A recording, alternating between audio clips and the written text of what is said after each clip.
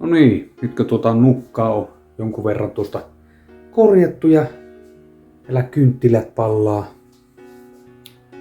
Niin otetaan pikkusen steariinia, no aika lopussa nuo kynttilät. Ei oo enää paljon ollut pohjalla mitään, niin otetaan tuosta tuo ja upotetaan nukkaa nuihin. Sieltä pikkusen tulee steariinia.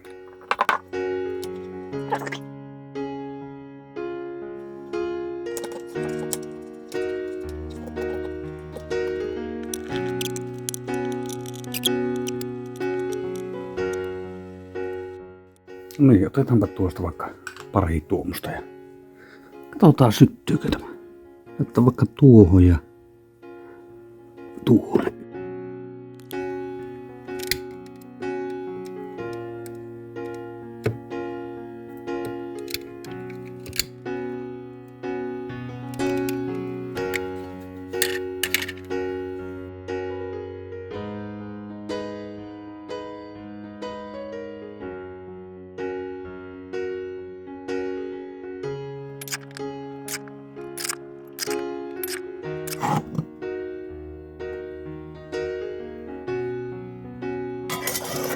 Tuohan oli vaan tommonen testi, että ei nukat ja loppusteariinit kynttilästä niin saa käyttöön. Pari minuuttia paloo tommonen pieni ja jos tekis isompia, niin saattais palla kauemmin, mutta hyvin sai syttyyn tuo uuniin.